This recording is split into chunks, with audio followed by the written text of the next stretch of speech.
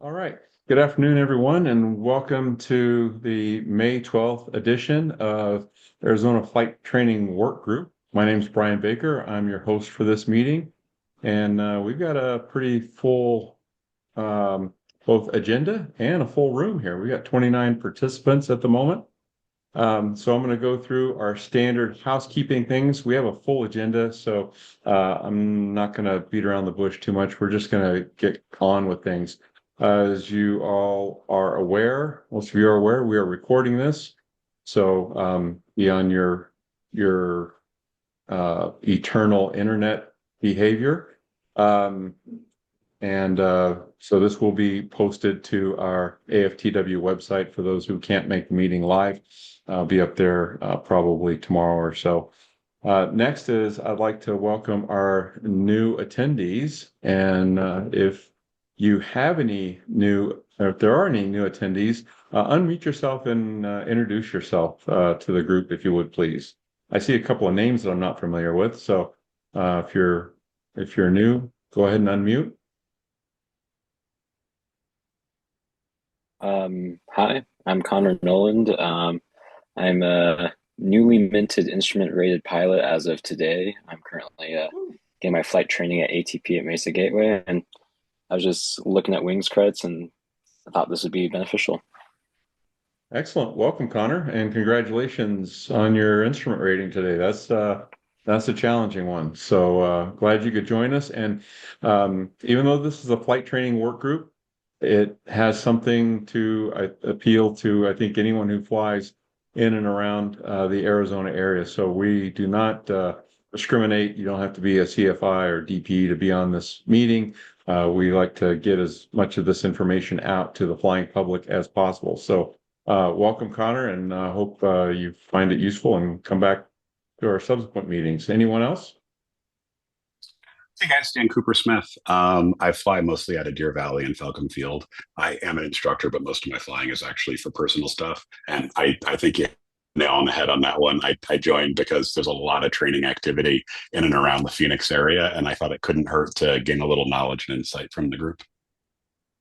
Excellent. Thank you, Daniel, and welcome you as well. Um, Hi, my name is Albert Garcia. I actually am a air traffic controller representative with NATCA up at Albuquerque Center, and we work a lot of the traffic between the Phoenix and Tucson area, also out towards Blythe and Yuma, and wanted just to kind of gain some knowledge from what you guys are going through, and maybe not in this meeting, but at some point I'd like to just kind of give some input and start a connection here between our facility and the pilots out there to kind of make things a little safer and to hopefully at some point in the future maybe get some common practices, I guess, to help everybody out. So I appreciate the opportunity today to listen in. Thank you, Alberto. It's great to have someone from Albuquerque Center on. We work, of course, very closely with uh, Phoenix and Tucson approach on everything that we do here locally. But obviously, if we're on flight following and we're going between Tucson and Phoenix, we're talking to you guys. Not to mention talking to you guys if we just get out of the Tracon spaces. So I was just talking to your center yesterday on my way back from New Mexico. So great to have you here, and we will definitely take advantage of your knowledge and your position there with center, because a lot of what we do, particularly when it comes to parachute jump activities that are between Tucson and Phoenix, we are monitoring with you guys, and there's some subsequent stuff that's coming up. So welcome, and glad to have you for sure. Anyone else? Hi, my name is Emily Nordhausen, and I'm a CFI applicant training at UND at Gateway, and I am working a safety assistant role for Stacey Elliott. Excellent. Thank you, Emily, and welcome to you as well. Good luck with your CFI endeavor here. And is Stacy on? I can't see all the people. He is. I Or think there are Yep. two people with my name. Nope, I just changed my name. We're good to go. There we go. okay. All right. So I'm not new, but I'm new in the last few months. Okay. All right, Elliot, Stacy, great. And anyone else? Any other new attendee? Brian Harrison here. I'm a out of a CAE Falcon Field. I'm kind of in that check ride purgatory way for my multi-engine commercial, and yeah, just figure get ahead of it. Want to be the best instructor I can be when I get to that stage, and figure learn a lot from here. Thanks for having me. Excellent. Thank you, Brian. And yes, you are amongst um, the brain trust of flight training in Arizona. Not myself personally, but other people that are on here. So great to have you here, and you will learn a lot, definitely. So anyone else? That's Yeah, great. afternoon. I'm Robert Smith. I'm currently with Embry-Riddle Aeronautical University in Prescott.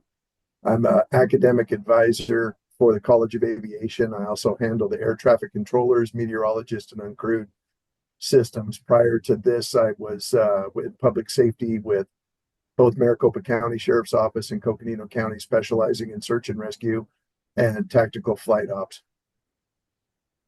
Nice. Excellent. Thank you, Robert, colleague there of Mr. Grant's. So glad to have you on board as well. And look at all these new people, Jim. This is great. Anyone else?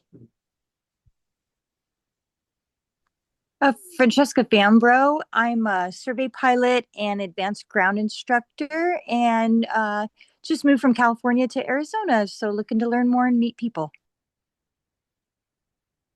Francesca, long time no see.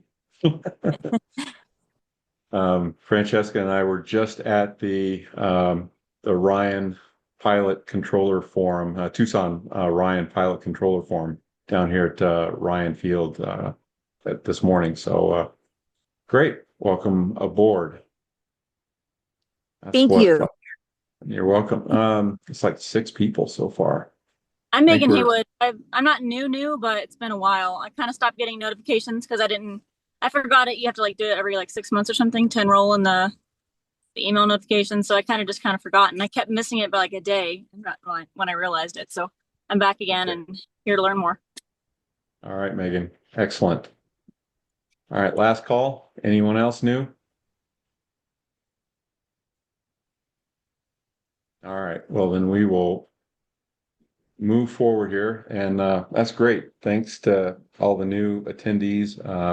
We've been trying to get the word out to get more pilots and CFIs to attend the meetings because we feel the information is quite valuable in the airspace here. So welcome to everyone. Okay, so on with the housekeeping items. Don't have any side conversations in the chat, please, so that we don't distract the members or the attendees from everything that we're trying to do here. You can get wings credit for this, and it should be from the registration link. Now, I send the registration link to the FSDO, and they will give you credit. If you registered with a different email address than the one you use for your wings credit, please put your wings credit email address in the chat. If we go by the registration and it's different than your wings credit, then you won't get wings credit. So if your wings email address is different than the one you use to register for this seminar, then put it in the chat, and I will get the chats to the FSDO as well as the registration. Let's see. So for time-sensitive information, so when things are happening more rapidly, or we need to get the word out more quickly, that'll be done on our Facebook group. So if you are not following the AFTW Facebook group, please do so. It is a private group, so you have to request membership, but we do approve most memberships. We found a couple of bots and a couple of spammers, but we will approve you for membership, and then you'll get things that are more timely rather than at this meeting every other month. So make sure you follow us there. If I may interject, so if you're doing that with the Facebook, make sure you answer the questions, because we have it set if you don't answer them, it automatically rejects you. So at least answer the question. Yes, correct. Stacy, that's perfect. Yeah, make sure you answer the questions or you'll be denied. And then for additional information, make sure that you check out our website, the AFTW.org website, which is right here. Oh, make sure I'm sharing the right screen. It's good. We see it. Yes. Okay, great. Sometimes I only share one window and not the whole screen. So make sure you check out our website. We've got a lot of information here, including the safety topics of the month that come down from the FSDO. The EFB overlays. This is a valuable resource to any pilots in the community that give you the practice areas, the practice area frequencies, all the reporting points that we use in the practice areas and in the airspace. So the overlays for Garmin Pilot and ForeFlight are here. Just load those in, and you can turn the layer on and off. Obviously, sometimes that layer can get a little bit busy, but you can turn the layer on and off whenever you like. Also, from the flight deck videos, if you're going to an airport, non-towered airport, or even a towered airport in Arizona, and you haven't been there before, check here to see if there's a from the flight deck video already done for that airport. There's some new ones recently, Cottonwood, I think, but others are on there. There's from the flight deck videos for a lot of airports in Arizona. This will give you some kind of introduction to the airport and the airspace before you get there. The Stanfield procedures. This came up today at the Ryan Tucson Pilot Controller Forum. If you are working in the stack, you're going to be working in the stack, make sure that you download and thoroughly familiarize yourself with the stack procedures. We'll actually touch on this, and we'll touch on Coolidge procedures, just so this is kind of a precursor to what we're going to be talking about in the meeting here shortly. So the gist of it is that make sure if you have a question about anything regarding the Arizona airspace, check here first, because there's likely a resource about it. All right, so that's our website. Upcoming local events. I didn't get much in the way of upcoming local events, except for there is a national glider race or event, championship contest down here near Tucson, starting on the 24th and going through the 5th of the month. What Jim, do you remember what airport that was, or what the glider port at Tucson? I'm not familiar with that one, but I bet think Carrie knows. I think Fairfax has a whole bunch of information on that. It should be out of El Tiro. El Tiro, yes. Right. Thank you. El Tiro Airport. So that's coming up. That will be a good area to kind of avoid or go around because not a lot of the sailplanes are going to be ADS-B equipped. So you may not be able to see them. If you are going to be in the area, I highly suggest being on flight following with Center and Tucson Approach to give you some additional traffic advisories. They won't necessarily be over the Altair Airport. They may be in different locations around. They'll be launching and recovering at Altira, but they may be several miles actually away from there. There will be, if I can, they're going to be as far over as Fort Huachuca and as far west as Yuma. So, and some of the tasks encircle the Class C around Tucson. So it's not just a matter of, having your head on a swivel when you're at El Tiro. It's a much broader Southern Arizona thing. Okay, that's great information. Thank you, Fairfax. Again, I think probably your best course of action is to be on flight following and try and become aware if you're going to be flying down here in the Southern Arizona area of what's going on during that time frame. Hey, Brian, Pardon me, I'll just ask Fairfax real quick. I just dropped a link. I did a quick search. Is that page I just put in the chat the best one to share, or do you have a better one? Take a look at that real quick and tell me if it's as good as anything else you got. I think I got the right event.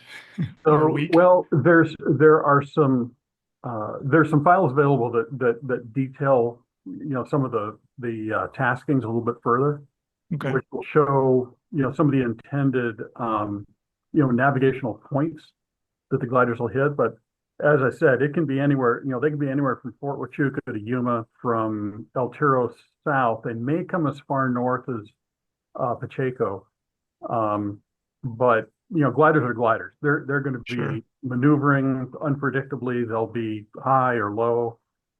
They're supposed to have transponders, but not all do. So I hate to say it, but if you can avoid southern Arizona, that might be a real good plan. We'll start by sharing this one, and if you've got other links or pages you want me to include, just send them on. I'll send them over to you. Yep, thanks. Yep.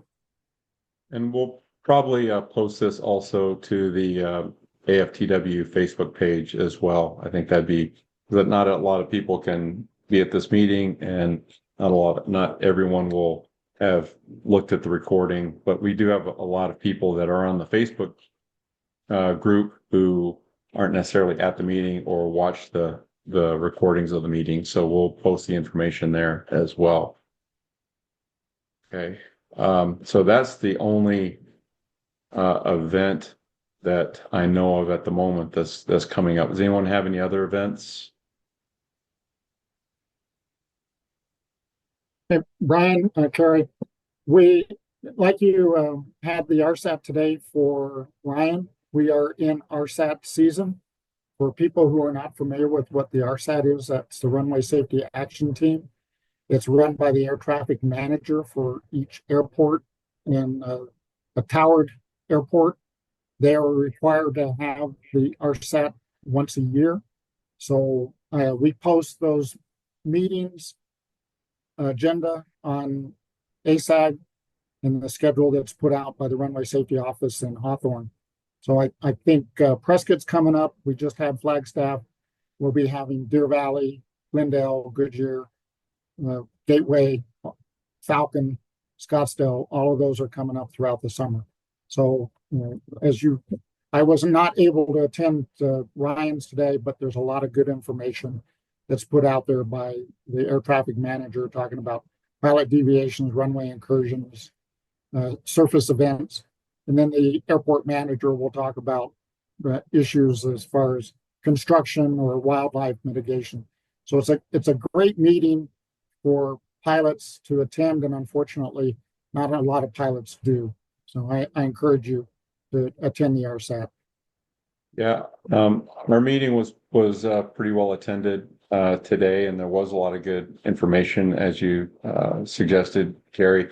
Ernie and Craig were there. They presented their items on laser strikes and UAS near misses or UAS reporting, as well as the statistics regarding fatalities and pilot deviations and runway incursions, that sort of thing. So it's that information that on the FAST team we get all the time, but the local pilots may not get. So I second the opinion that if you are working the airport that you're working out of, when it's time for the RSAT meeting, that you attend if possible. So some great information. Thank you. All right, I already covered the AFTW overlay. There's a new one. Did I miss that? Let's see. Overlays. What's the latest? I think it's the one you got. Yeah. Yeah, it's still the one you have. Okay, still November. Okay. All right. That you might have snuck an updated one in on me. Just a reminder, if anybody needs a change, contact me. Okay. Stacy, do you have any plans? At the next meeting. Stacy, do you have any plans to update those, or is it pretty static? No, we try to do it at least once a quarter. So we can have a meeting, talk about it, agree to it, and then I make the change. Okay. So far, I haven't heard anything from anybody. Well, it's very comprehensive. That's for sure. So I mean, I think the only thing that we'll need to change is at the point where we get the 2 additional practice area frequencies. But aside from that, I'm not really aware of anything that's pending regarding airspace or anything like that. So, um, that'll take us into the next section on airports. And while you are unmuted, Stacy, I put a slot in here for you to talk about the Coolidge Airport procedures, mitigations, the opposite direction approach traffic, and things like that. So if you'd like to discuss that, you have the floor. All right, appreciate it. So those of you that fly in and out of Coolidge, you know what I'm talking about. I had thought about, making a video showing you some very hairy situations, but when we as a group kind of said Casa Grande was where an incident was going to happen, we did some mitigations.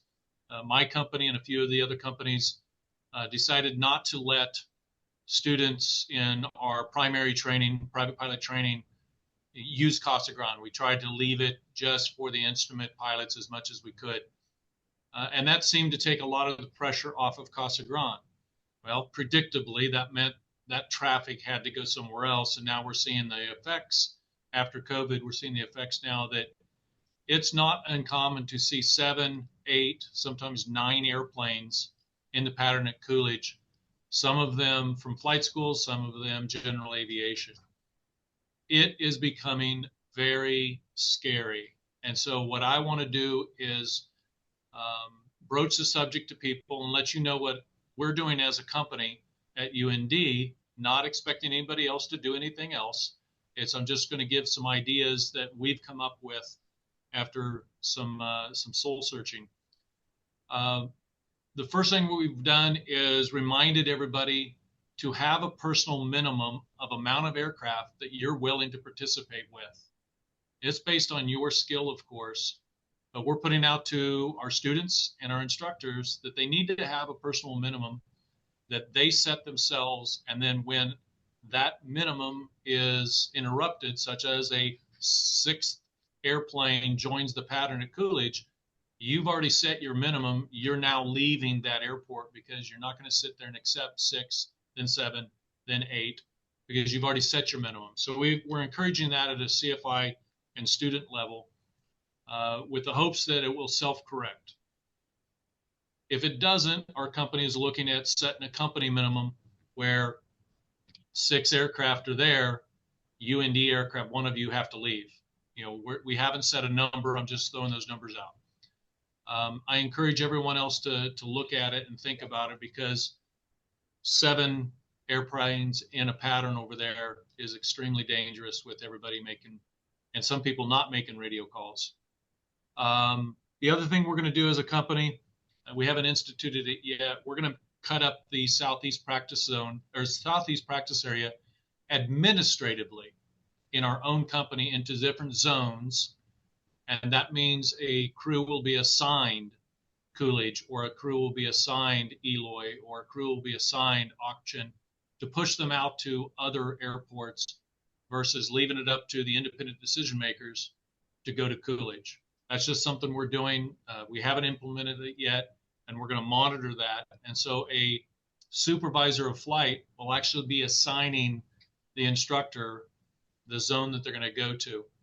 It's not going to change the radio frequencies. It's not going to change the radio calls. It'll be transparent to anyone outside of our company that we're doing it. You'll still make the same radio call. They won't call it Southeast Orange or whatever we choose that we're going to name these. So to you, it's not going to make a difference, but it's something that I'm asking other companies to look at.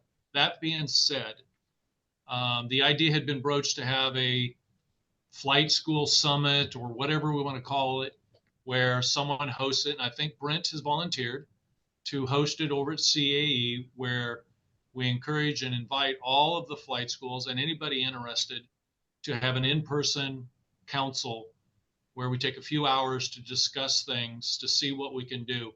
Because y'all, if we don't do something as pilots at Coolidge to alleviate some of the pressure, something's going to happen. And that's what all of my surveys, and that's what everybody, the talk is. It's now what we worried at Casa Grande. It's now over at Coolidge. So that's what I'm asking is to everybody think about it. And I think Brent is going to coordinate having a summit. I sorry that this sounded kind of like a soapbox, but if you fly at Coolidge, you know what I'm talking about.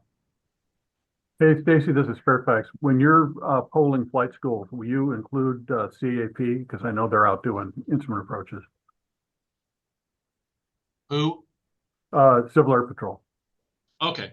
I'll talk with the cap. I got one of the captains here that works for us as a CFI, so I'll talk to him and get him included, and he'll get his cap included. Great.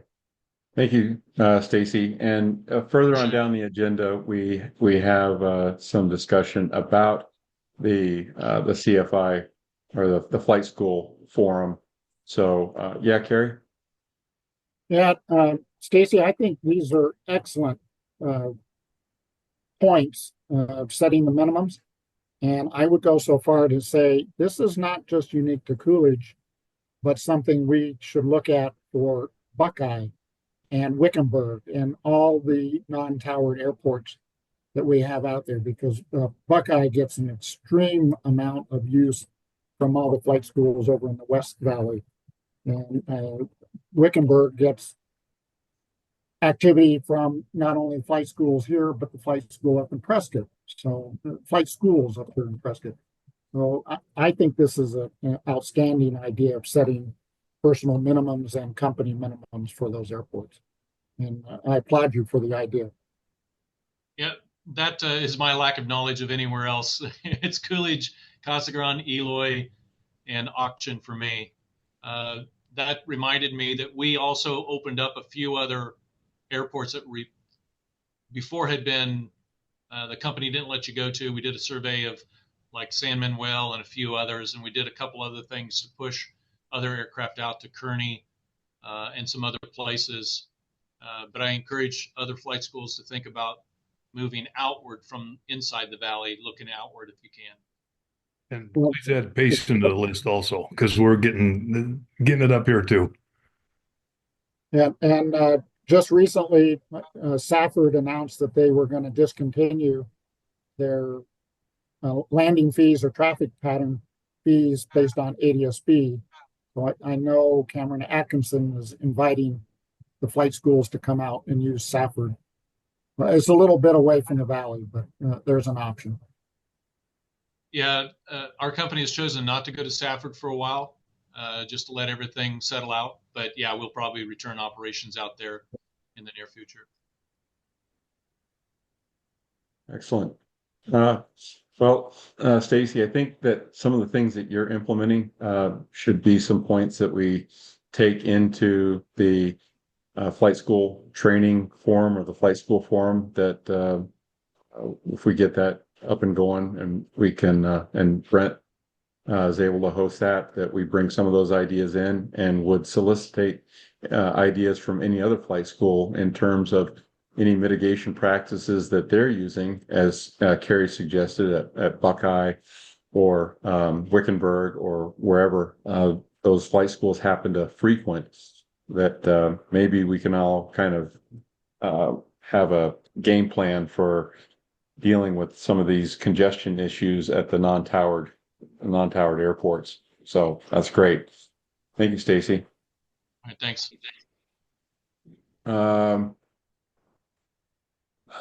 Any other, I'll see, airports, Buckeye runway scheduled to be closed through May 17th. That's noted. Thank you. Any other airport issues that are going on? Construction, outages, repaving, things like this that are going on that anyone's aware of? Well, since I'm still unmuted, IWA is going to be finished with the 1-2 right 30 center reconstruction on in a couple days. 15th is what they were told. I'm not sure if it's actually going to happen, but it looks like it might. They're looking like they're doing the final things. And then we'll have a reprieve until about August. There'll be more construction. And for the life of me, I can't remember, but I think it's the north part of 1-2 right. So it'll go back down for a little. Okay. Which runway did you say should be done this week? 1-2 right, 30 left has been under construction or reconstruction for, I don't know, 6 months. So it should be coming back. And then in August, there will be construction again, and I'm thinking it's the northern portion of 1-2 right, but I'm not sure. And Ryan? Yeah. You did a nice job today at the pilot forum. One thing, the cancellation of practice opposite direction approaches at Ryan, there's a new LTA. I'll see if I can get a link for it in the chat. Right, Lee, thank you. Yeah, they did have they have canceled opposite direction approaches for 6 right when 2-4 left is in use. So they're just going to deny that. They've been allowing that, but the spacing is not suitable. And ATC, they've been resisting it for quite a while, but finally they succumbed to not doing that. So for you flight schools that are flying down to Tucson to Ryan to do an ILS approach, just be aware that if 2-4 left is in use, they're not going to give you a practice approach into 6 right. So if 1-5 or 3-3 is in use, they will give you circling off the practice approach, but not when 2-4 left is in use. So thanks for reminding me of that, Lee. And Glendale, there's NOTAM closure next Thursday and Friday, May 29th and 30th, 3 a.m. to 12 p.m. for some marking and striping that they're doing for the taxiway. Thank you, Megan. Okay. But it's going to affect the too. Any other airport operations? Scottsdale, Deer Valley, Glendale, Chandler going on?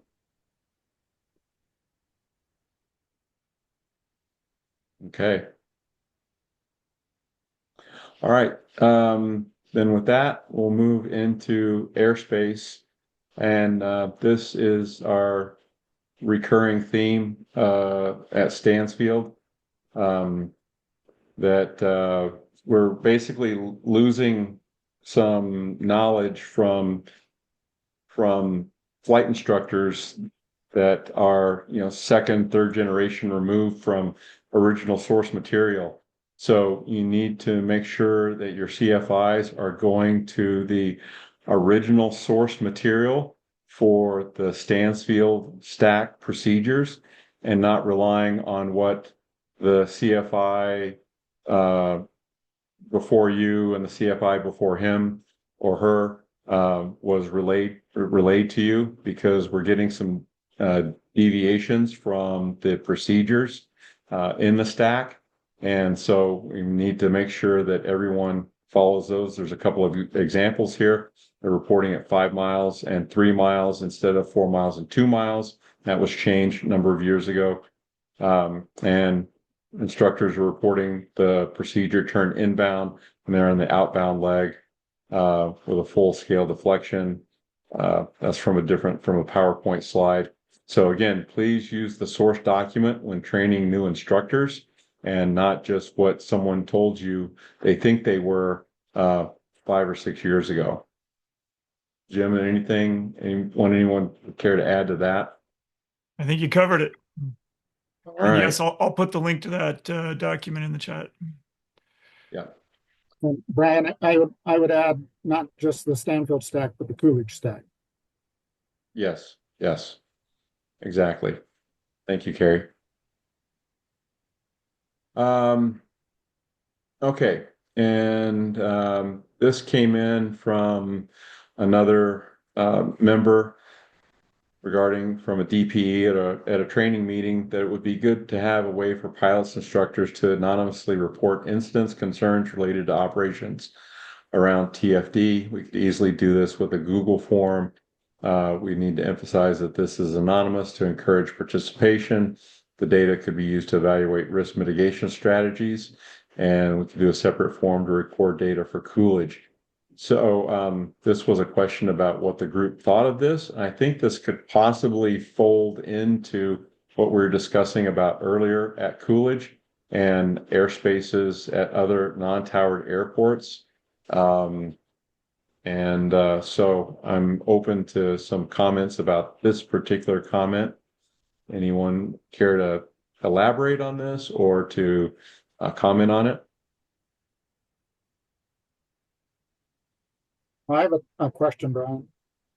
What's the difference between this and the ASRS? I do not know. I think the idea is that this would be our own internal. We don't have access to necessarily all the information that goes through ASRS, but I don't know, Stacey, you got some thoughts? Yeah, because with ASRS, we don't know that it's happened at our level. You know, NASA keeps it and they talk with the FAA about it. So this would be a way to disseminate information or to be able to chat. Right now, it's flight school to flight school. Like me as a safety advisor, when I get a report, if it's CAE, I de-identify as much as I can for the person and send it up and say, hey, this is what we saw that involved your flight school. And it's crosstalk between the companies. But I can say that that happens only in the most severe cases. So an idea of it, I think the issue is raised for privacy reasons. Who would be seeing it? How will they be handling it? You know, does it look regulatory? Does it look like we're, you know, controlling people? That was some of the discussion. So I think that's one of the things that we can discuss at the Flight School Summit when everybody comes together to see what we can do. And maybe it's a committee of people that review it, kind of like, like us flight schools do. Right. I think most of the established companies have implemented some type of SMS, safety management system, that includes a reporting system. I think that's where this idea comes from. It would just be a more general level. My vote, that last question, AFTW or ASAG, not to give Carrie's team more work to do, but I think that this would make more sense under ASAG if we could find a team of people who are willing to implement it and manage it. Just because AFTW by definition is just focused on flight training, but I think the kind of concerns that we have at all of these airports and in all these practice areas is more generally safety concerned and not just flight training. And I would say that within that, it needs to go to individuals that have a safety background. Because of the privacy and how you call somebody and talk to them about it, how you address it. It's an art form when you're talking to somebody outside your own company saying, hey, this is what we saw, you know, what do you think about it? Kind of like an ASAP. And I'm not even sure if the idea was to include that kind of contact back to the submitter or the parties involved. I mean, certainly if there's something egregious, you know, we want to, and we know it's a flight school airplane based on the tail number. Like you said, that kind of communication is currently happening company to company, and maybe that would be appropriate. I don't know. I think that's part of what we need to discuss and decide. I'm definitely not against the idea of more information, even if it's about my own flight school, more information, the better, because then I can address the issues. Because at the Stanfield stack, we've seen some pretty non-standard stuff, but I normally pass them on to the other flight schools when we see it happens. Well, I think probably the best thing to do is to bring this up at the flight school forum when we have that, to see if it's something that flight schools would be interested in participating in. I think that if we only had lukewarm participation, that's really not going to give us a complete picture of what's going on in the airspace at these airports.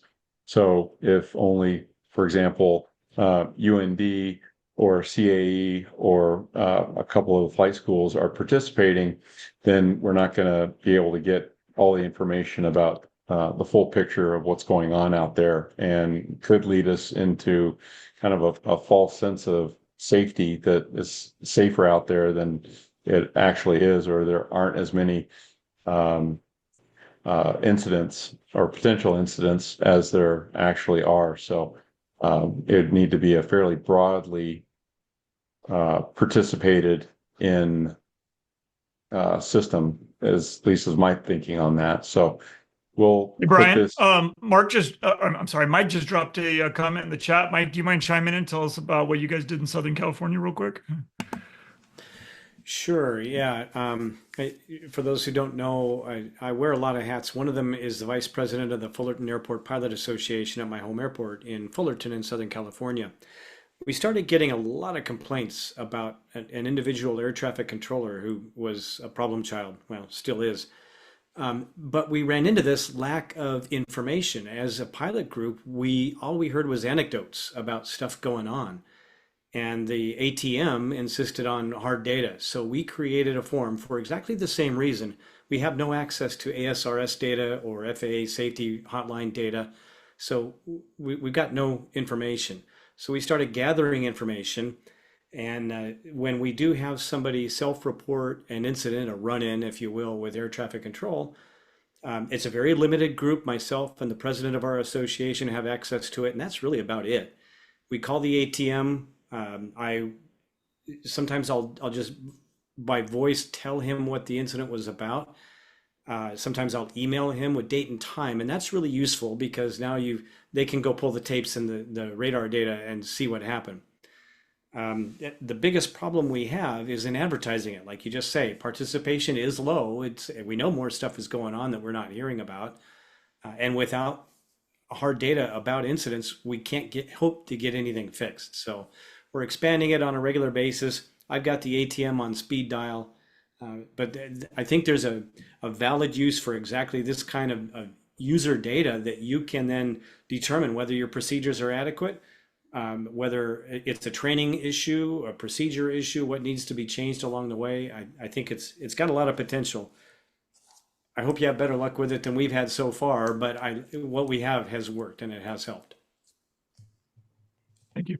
Mike, that's an interesting approach, doing it airport specific instead of like in general airspace or in the general area.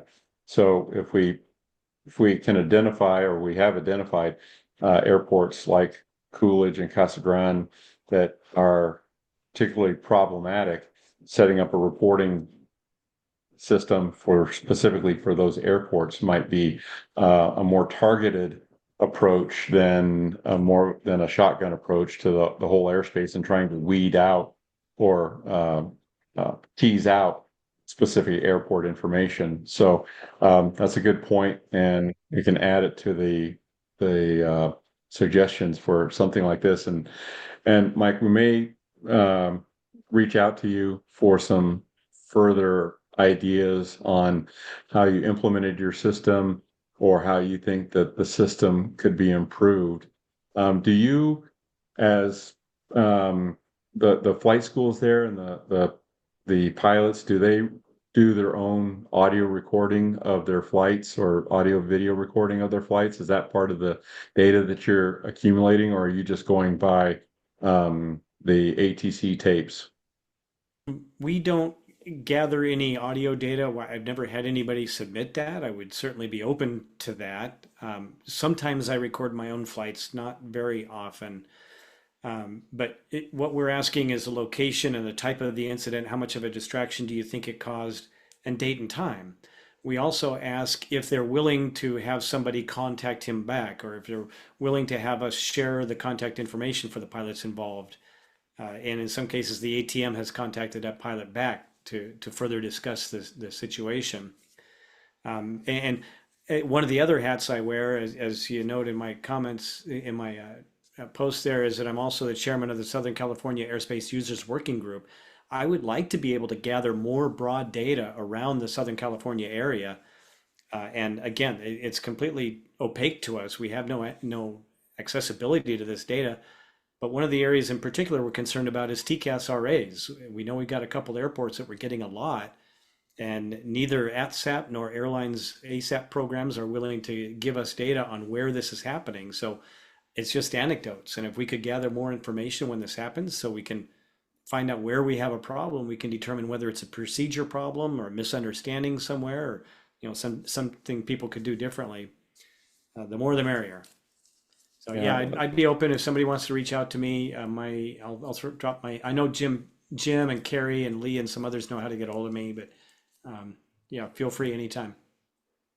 I'm looking at your guys' Stanfield procedures. This is Albert again from Albuquerque Center, but I mean those look good, but it's only half the picture there based on what we do with aircraft that are departing out of Casa Grande, Coolidge, departing the Phoenix area and going into the Phoenix area, as well as all the flight schools and flight following and IFR traffic that we go through. The Stanfield area is a terrible spot. Like none of us want to.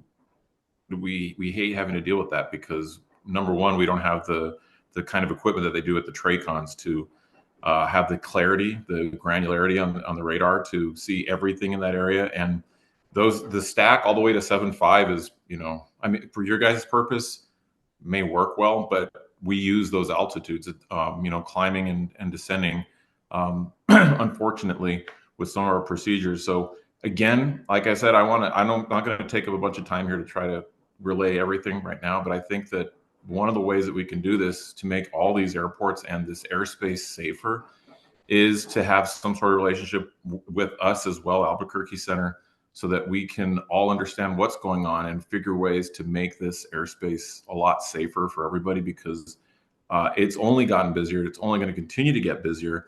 And the sector that you guys are flying in, the usable airspace that the controller is actually working, that the majority of where you guys are flying is smaller than both the Tucson TRACON and Phoenix TRACON, to give you any sort of idea of what that's, what you're looking at, what the controller is looking at, and again, what kind of granularity we're looking at with you guys. So again, I just want to start this conversation. Hopefully in the future, we can continue to do something to make this a better procedure throughout the entire sector that we have. Hey, Brian, if you could go ahead and click that blue link right there on your screen and go ahead and open the document and go to page 43. When we published this almost 5 years ago, this topic of mixing the VFR simulated IFR with actual IFR traffic was a big topic. It came up again at the DPE training a couple of weeks ago. I think it's the second to the last slide. And basically, Alberto, we just left it with this red text saying, we're trying to come up with something, submit your suggestions. Nobody submitted any suggestions. It's still just kind of sitting there. Like, we really don't have an answer other than doing everything we can to encourage at least the flight schools to not fly IFR in and out of Casa Grande. That's what I shared with the DPs. I know there's a lot of other traffic other than flight schools, and we're never going to get everyone, but it's tough when we have IFR arrivals and departures, and everyone, the stack is up to 6,000, 7,000, 8,000 feet. There's really no easy answer for that.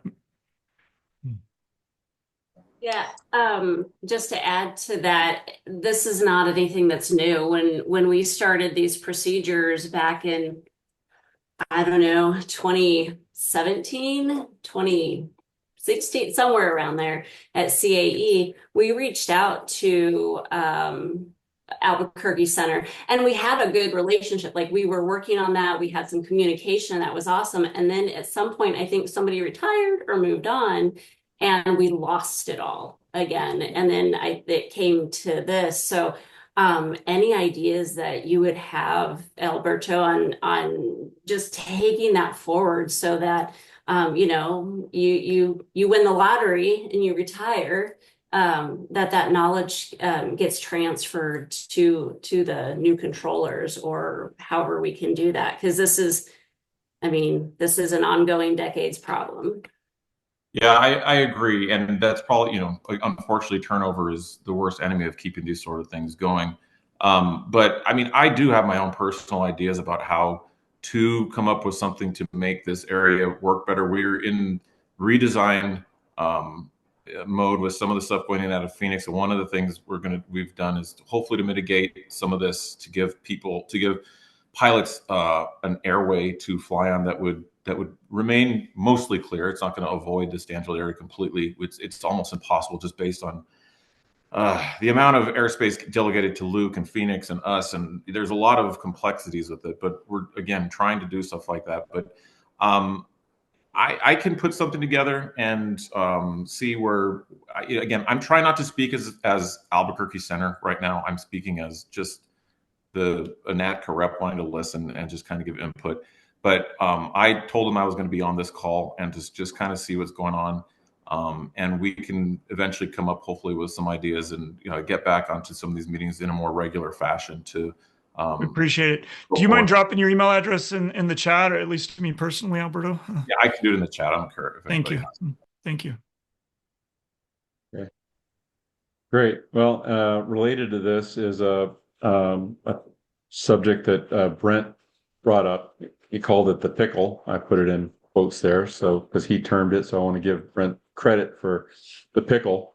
Brian, before you move on to the pickle, item number 2 there on the reporting form. So did we come to a consensus on what we're going to do with that? We're going to bring it up at the area safety stand down or safety meeting that Brent's going to coordinate. Was that the consensus? That was my impression, unless someone has any other. I think that's a good idea. Yeah. Okay. Right. So I Jim, will also add it to the ASAG agenda, and we can talk about it on ASAG as far as who would be the collector and the repository of this information. Because as Mike said, somebody has to collect that data and look at it. Hey, Carrie, this is Fairfax. Is there any way to have something like the FSDO be the repository? And the reason I'm asking is I would really be loath to see this turn into a shopping center for litigation attorneys. I mean, if we're starting to compile information that includes events, times, pilots responsible, we're just opening the gate. Good point. Sad but true. It's the world we live in. Okay. Boy, isn't it? Well, that's we'll bring it. Craig and Ernie attend the ASAC meeting, so we can discuss that. Yeah, and then good luck getting anyone to voluntarily report anything to the FAA. So yeah, it's going to be an uphill battle no matter how we try to do it. Yeah. Okay, so I put that in the notes that we'll bring this up at the Flight School Training Forum, and in the meantime, Carrie will kind of bounce it around ASAG and see what the thoughts are there. So, all right, and then back to Brent's pickle, where people are filing IFR to Casa Grande and being dropped into the stack with maintained 5,000 cleared for the approach, and finding that the stack is up at 7,000 feet or higher. In this case, the crew, they didn't want to cancel IFR because the flight was a long cross-country IFR qualifier. Doing so would invalidate the flight. Thus, they told ATC they were familiar with the stack and would follow those procedures and accepting the instructions from ATC. The pilot then received a pilot deviation for climbing to 7,500 to get in the stack. So it kind of goes on from there. You guys can read the rest. So I think this has happened many times. This is just one example. That's why I came up with the DP meeting. The FAA is like, what can we do about this? We keep getting all these pilot deviations. So. Right. Well, and that goes to our stats that that they were talking about today at the meeting when we're looking at pilot deviations, and Washington comes back and says, hey, you guys have more pilot deviations than anywhere else in the country. And, this number is feeding that problem. So I just put this in the agenda for some general discussion.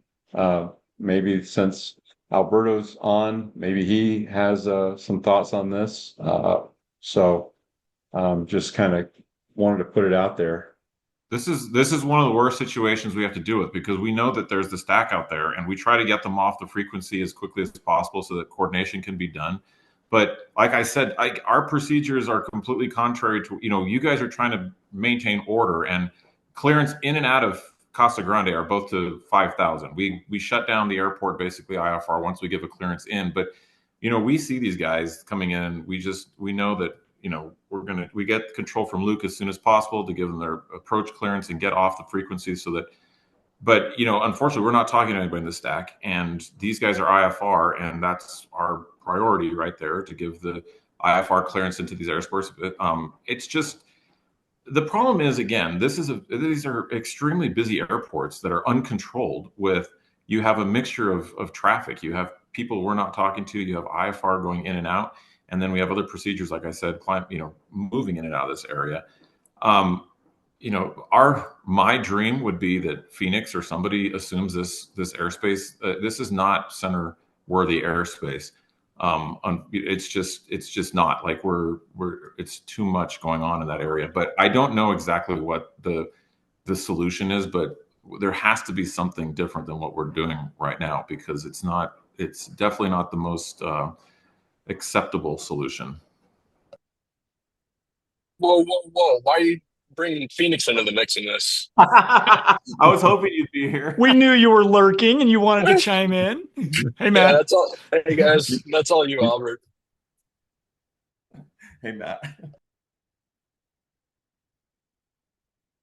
Or we should introduce Matt for all of our new people. Matt is a NACA representative and controller at Phoenix TRACON, and AFTW member and flight instructor. He is one of our heroes because he understands all the different angles on this stuff, and we appreciate you being here, Matt. You're awesome. Shucks. Thanks, guys. All right. Well, again, just put this out there because Brent sent it to me, and we can further the discussion on sidebars with Albuquerque and with TRACON to see if we can come to, I don't know, some sort of, not necessarily resolution, but some procedures to help mitigate some of these problems. At the very least, if they're told by ATC that they're familiar with the procedures and ATC says, yeah, go ahead, don't throw a pilot deviation at them. So, I mean, maybe there's something that we can I chime in on that? Yeah. I just realized I'm breaking our own rule of having a side conversation in the chat. I apologize. Mike was asking, I thought I could just quickly answer his question, but this is good to share with everyone. They did talk about this at the DP meeting so Mike's question is basically what happens with the pilot deviations, how are they handled? And the general answer on that is with the FAA's policy on compliance philosophy, is that what they call it? As long as the airman has a good, humble, teachable attitude, it's going to come down to counseling, some kind of training. Could be that they get assigned a course on FASafety.gov. If it's more egregious, they may be assigned to do training with an instructor, ground and or flight training. And in the end, again, as long as the airman has a good attitude about it and they're open to the FSDO's input, then it's going to be open and closed. It does not go on their PREA record. It is in an FAA database that an ops inspector is able to see, but it's nothing that goes on a PREA record that an airline would see. So that's the quick answer. If someone says, no, I didn't do that, and hangs up on them, it goes a whole nother direction. So best thing to do is have a good attitude and to take their counsel. I will quickly say Chip shared a story of an airman that he did a check ride for, and later she got contacted. She got the letter, possible pilot deviation, busting Bravo airspace. And she had the flight track like, no, I did not. And so she actually pushed back. And the FSDO inspector first was like, yes, you did. We've got the proof. She's like, show me the proof. She was professional about it, but turns out the FSDO inspector had the wrong airplane from the same company. And so sometimes in a professional way, we do need to push back when we know we're innocent. But when we know that, yes, we messed up, we could have done that better, have a teachable attitude is our best advice. Jim, in this instance, though, where Brent's talking about, where they told center that they're okay, they're familiar with the procedures, and that they're Doesn't going to matter. follow There's the still staff IFR. If you procedures. go back to that page that we were on in the PowerPoint, it says PowerPoint. We changed it into a PDF. I think it's funny that the file name still says PowerPoint. But that second to last page, if you read where we had the red text, I think it's at the top of your browser still.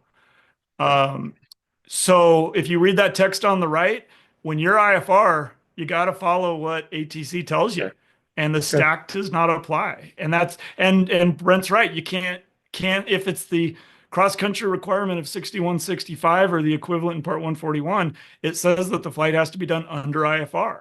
And so if you cancel before you do one of the required approaches, that technically doesn't count. So it's there. Just go somewhere else, please. Don't go to Casa Grande for those flights. Please. That's the solution to the pickle, is why did the instructor file IFR into the stack to begin with, when that's our procedure to avoid IFR training into the stack? It sounds to me like the instructor brought this upon himself. They didn't realize that they're still IFR. They got to do what ATC says. And we've had multiple pilot deviations where pilots were on an IFR flight plan and we're done with the stack. They turn off, or they're done with Albuquerque Center. They think they're VFR and they get violated for not following Albuquerque's instructions. So that you've got to make sure you separate IFR and VFR procedures. Great. Yep. Okay. Next item, we're at the end of our time, so kind of get through this. I'm all for respecting everyone's time, but just so you know, Brian, these meetings used to be 2 hours. I'm not saying it has to be, but I know this is good stuff. I just want to keep things moving. Yeah, you're right. I mean, it is great information and good sharing. So, parachute jump operations, we have an update from Thomas. There is a sheet that he sent along, and Jim, can you throw that into the chat, the PDF that he sent along? Did you get that? Don't know if I have it handy. Jim, don't worry. I'll send you thank you. I'll send you the FAA link. Hello, everyone. Brian, thank you. We have a pilot briefing coming up Thursday this week that the good folks at CAE have hosted for us. It is at noon, and I will,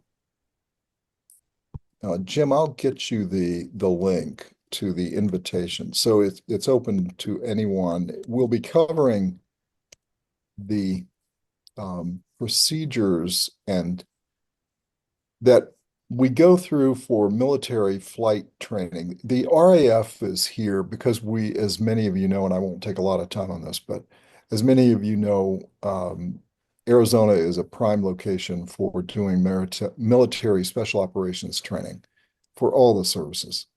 And we do a pretty extensive process here. So in this briefing, we go through how these operations or this training is planned and executed by the jump operators.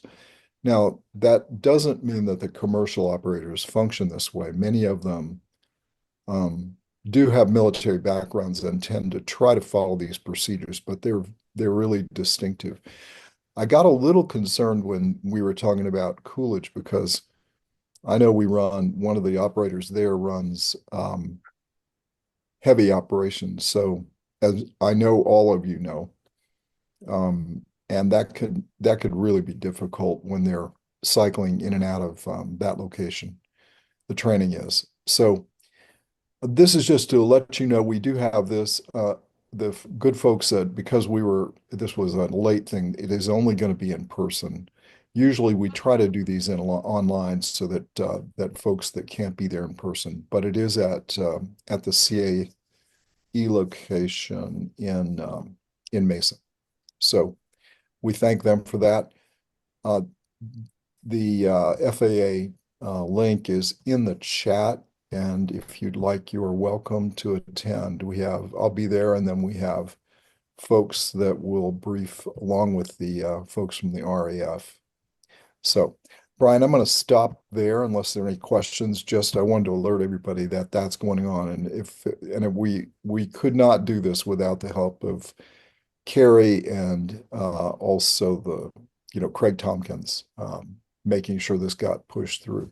So thank you all very much. Any questions, please let me know, and I'll get back to you. Thanks, Thomas. I know that there's been a pretty heavy emphasis here this last year on coordinating with parachute jump operations and making sure that we all are on the same page with regard to what you guys are doing so that we can mitigate conflicts when you guys are operating, stay clear of your operations so you're not getting held up. We're not endangering anyone, including ourselves, flying in those areas. So this is just one of those parts of the ballet that we're all doing in Arizona to try and keep everyone safe and from running into each other. So that's great. It's unfortunate that you can't have that meeting online also, but maybe we could consider another one as online in the future and just do it as an online meeting. So maybe that would be. We are happy to make that work. So anything you need, Brian, that you think it would be helpful, we'll do. Especially for this group, it's really important we know because of the instructor turnover. So any of the schools that are represented here, any of the airports, we are more than willing to have our folks come in and go through this. So we will make ourselves available. I'll put my email in the chat also so that you can get in touch with me. Just so you know, I am part of the pilot community and part of this community. I trained here many more years ago than I'd like to admit. So I just try to serve as I work as the interface to both sides of this to make sure that we get as much information out as we possibly can about what's going on. And we appreciate everything everybody does to do this. We made a lot of progress, or not me. You all have made a lot of progress with your pilots and the training that you all do. So anything we can do to help you, please let me know. And I will stop there. I want to be sensitive with time. And it's good to see my friends. I haven't seen some of my friends recently. So Jim, it's good to see you, man. Thank you, Thomas. Jim, I'm just kind of curious if maybe there's an area that we can put on our webpage that is related to parachute jump operations and some of this information that we're accumulating over this last year. It's there. If you scroll down on, I think it's the page here. Is this the main practice area page? Non-maneuver practice area. Keep going, keep going. It's right there at the bottom. Gotcha. Okay. I just didn't scroll far enough. No worries. Okay. So this is what we have currently on our webpage for parachute jump operations and the airports that they're operating out of. So we definitely need to add more to that. Yeah. Well, if you go back to the page, the practice area page you were on before that, I think, yeah, right there, contact AFTW. So everyone who has a contact at a facility that does any kind of jump operations, please submit the information here, and I will give them editor access. The idea of doing a Google Doc is that as there's turnover or procedures change, that each operator can go in and update the Google Doc themselves. Can we add that PDF that Thomas made, the things that the pilot should know about jump operations, as a link here that people can download? I'll do that. Yeah. So on that document, just so you all know, we put that together so that you all can know just the fundamentals of what happens with these things. It's 15 points that I think pilots should know about this. And it forms the core of the seminar we give, but it talks about how you proceed, how you can safely fly through these areas, and some rules of the road. Like, if you know where the drop zone is, as long as you're flying downwind from the drop zone, you will not be part of that operation because you're flying an unpowered wing, and it's much like a glider, but you cannot, with rare exceptions, can you fly upwind with a parachute. You are almost always flying downwind. So if you keep that in mind, that as long as you fly a distance downwind from the jump zone, you are in pretty good shape. The other question that gets asked a lot is the question about why are the jump zones, the NOTAMs, so they don't narrow in exactly on when the jump operations are happening, and they don't narrow in on exactly where they are occurring at that moment. The reason is because we run jump operations here in 360 days a year. That's one of the reasons it's trained here, and also the altitudes that can be done for very high operations of parachute training. So that is the fundamental reason. The second reason is security. We don't want these operations being observed, if at all possible, at various points, because the tip of the spear special operators, not only for America, but for our allies. That's the reason the RAF is here. They're here to observe the SAS folks that we train. Those procedures are taught here. Mission workups are not generally done here. Some are in Bishop, but very rarely. Most of it is the training or the certification. And just like pilots, jumpers have to be recertified at the very high level on a regular basis. So I'm going to stop there. I don't want to take too much more time, Brian, but anything else, feel free to get hold of me. Great. Thank you, Thomas. And I think from this, we can take away that we can enhance this information that we have here. So yes, for those operators that have information to submit, get it to the contact AFTW to get access to that Google Doc and put your information in there. And then we'll also add the particular document, the things that the pilot should know about jump operations, and anything else, Thomas, that you think would be applicable to pilots or flight training that would be helpful. We can add it to this page. Maybe you'd be interested in doing some sort of video on your 15-minute or your items that every pilot should know, and we could link to that video.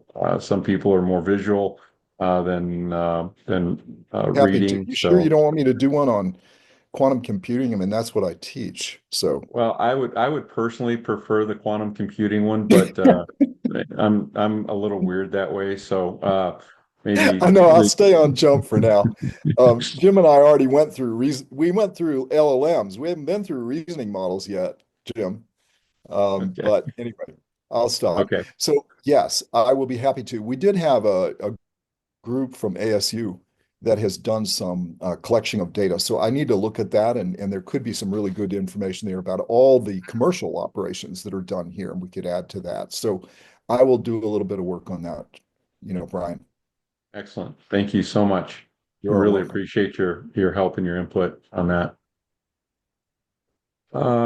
Okay. The last section, we've referred to this several times already in the meeting. Brent has graciously offered to host a flight school safety summit at the CAE facility in late August, early September. He couldn't be here on the meeting today.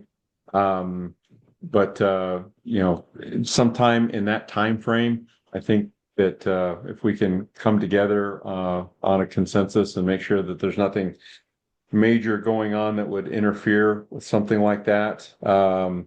And he's proposing that we have something like a 9 a.m. start at CAE and go to around 4, obviously with a lunch break in between there. The safety officers, such as Stacy and others from each flight school, or the leads from the flight schools would be there. And he said that they would provide lunch, which is, I think, above and beyond, but we can all pitch in for that.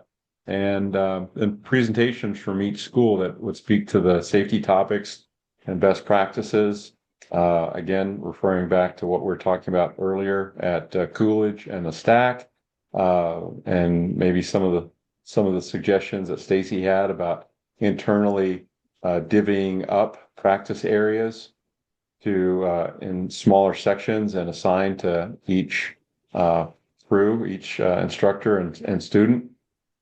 So we need some help with this. Brent does a lot with this group, and I don't want to see him be stuck with the burden of not only hosting this, but also organizing it, getting the information out.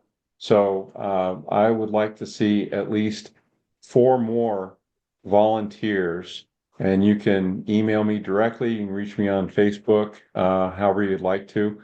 But I don't want to see Brent do the heavy lifting on this all alone, because it impacts all of us, and we should all have some skin in the game.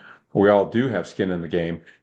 We should actually have some skin as far as helping put this together. So if we get more than 4, great. That makes the job a little bit easier.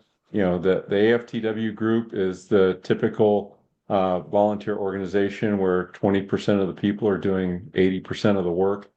So we need some more help in something like this to pull it off and have it be the success that it has the potential of being.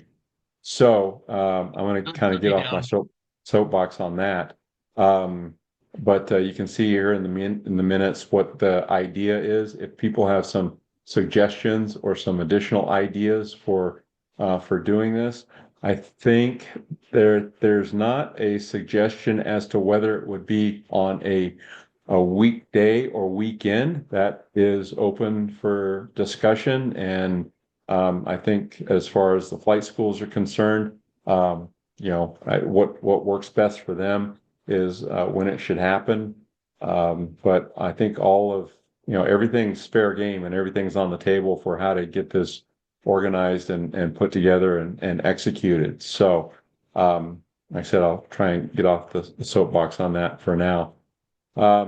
So I think, does anyone have any comments on this at the moment that we should note in the minutes? Or you want to just message me or Brent if you're willing to help out with this and move on? Yeah, put me down as I'll be helping Brent put it all together. Thank you, Stacy. And again, I'm gonna really solicit help from people who aren't currently involved in helping anything in the AFTW group. So we've got we still have 33 people on here. So there's probably at least 20 that haven't participated in anything like this. So in helping for something like this. So I'd like to see some volunteers from that group of people as well. Thanks, Stacy. And I'll also be helping with it for some coordination and for some outreach on it. Even though I'm not at a flight school, I've got some resources I can help with there. Okay. An ongoing project, again, out to the group, is that we need some volunteers to help with making sure that the recommended procedures for practice instrument approaches in the Phoenix area are current and correct and complete. I know that there are extensive, but they are by no means complete.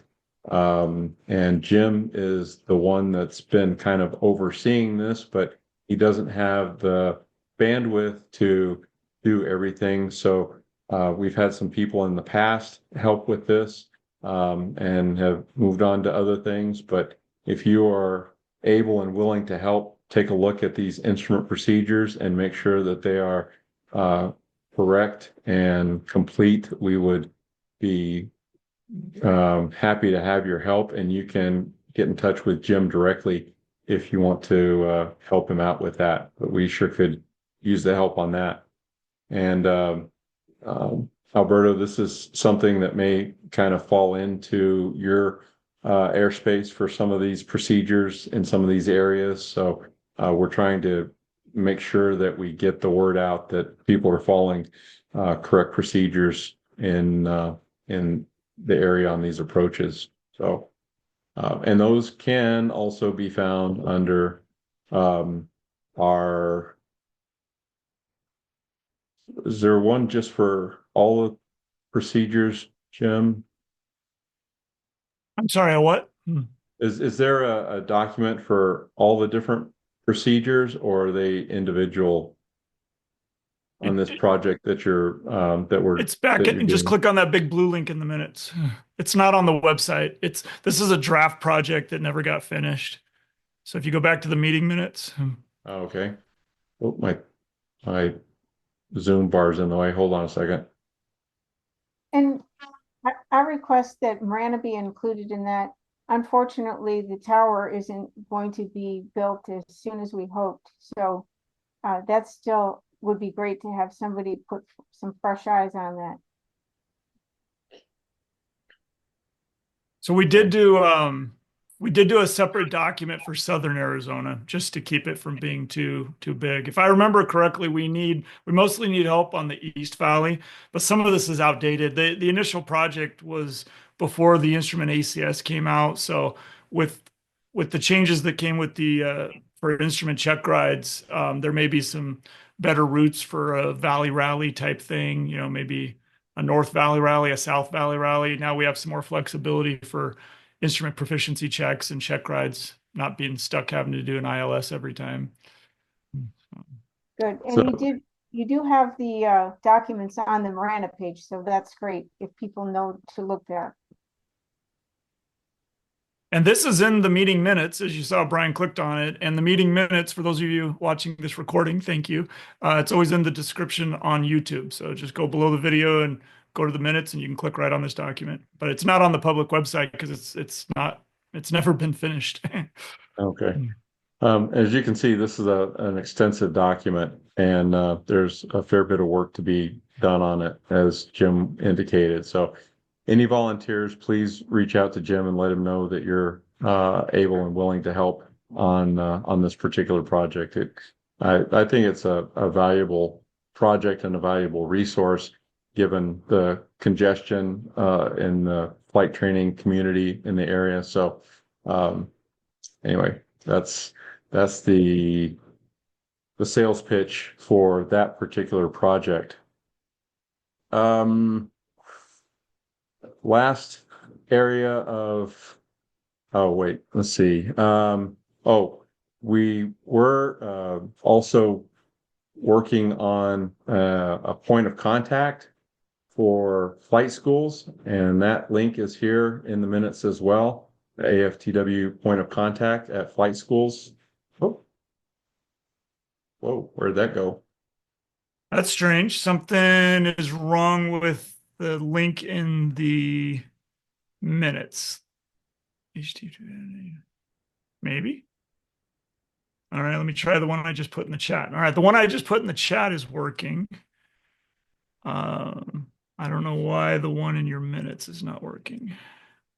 I'll get that fixed. It's in the chat. Oh, it's my computer. There's something. Oh, okay. You're blocking it. Looks like it.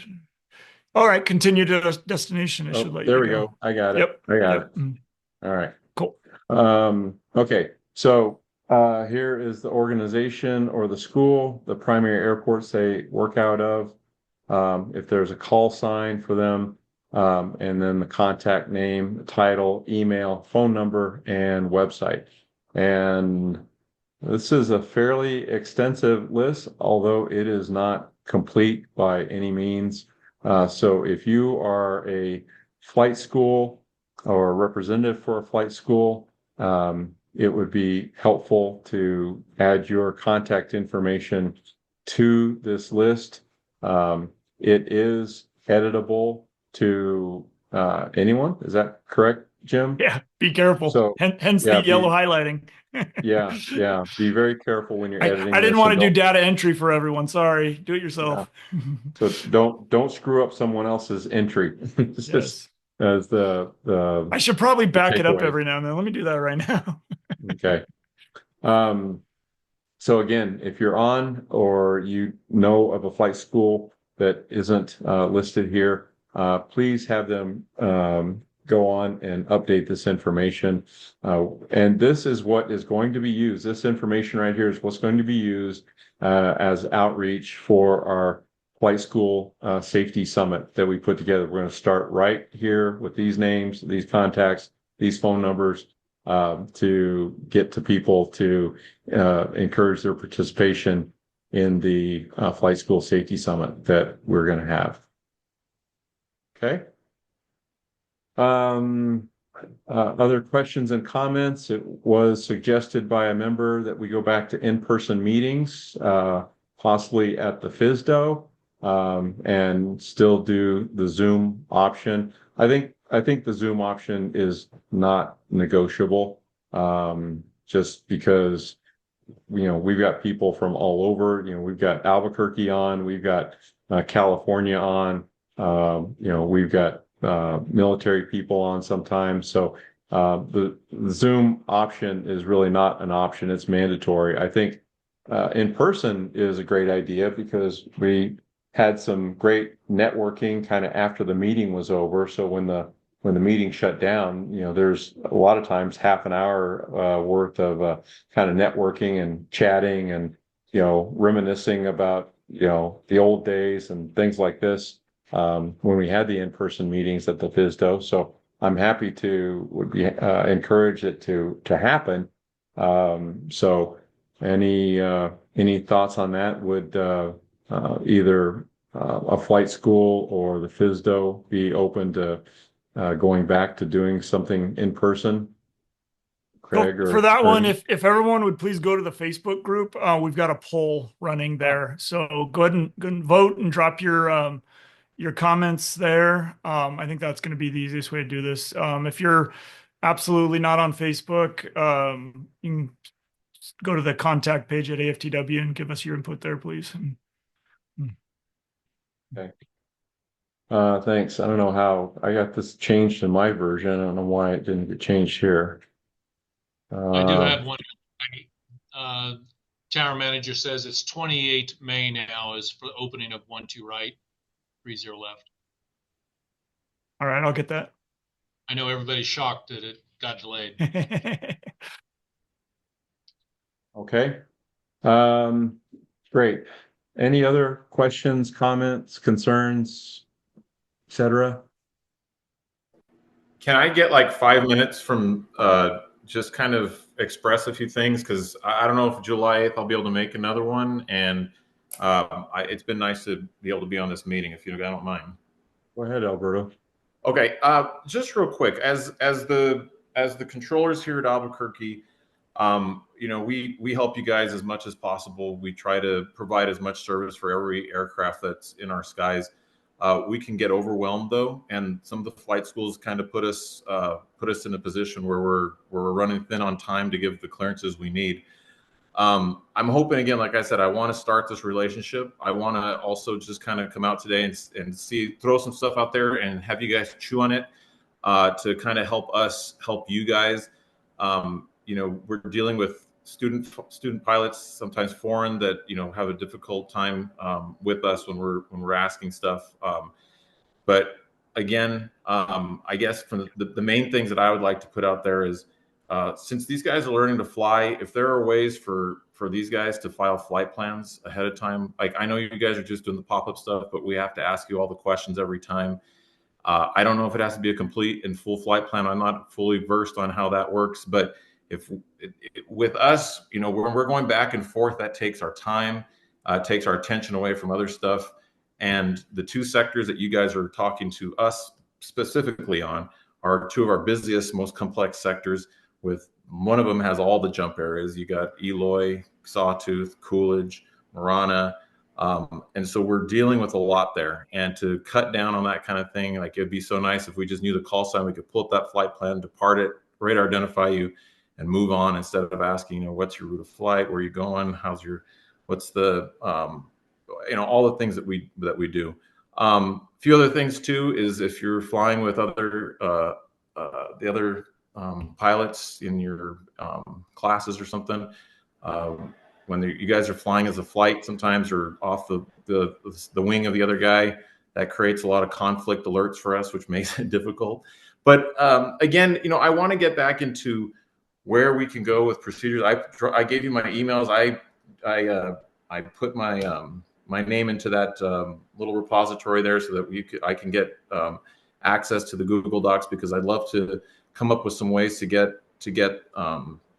this a little bit more under control in that area, avoiding the jump zones, flight following, into these airports, or even IFR sometimes where, we give the clearance, we do all this coordination with Phoenix to get the airspace. And then as soon as we give the clearance, the pilot cancels. And so now we have to go backwards and re-coordinate everything. And so for us, time is golden. The controller just, time is what we're always working against. And so, if you can relay that to your instructors, to your students, that, if you hear us really, really busy, we're probably because we're really, really busy. And, we're not going to say, we probably won't say no all the time, but if you're going to do it, just be ready to spit the stuff out and help us there. But, I think that, you guys do a pretty good job with your guys as students and your instructors.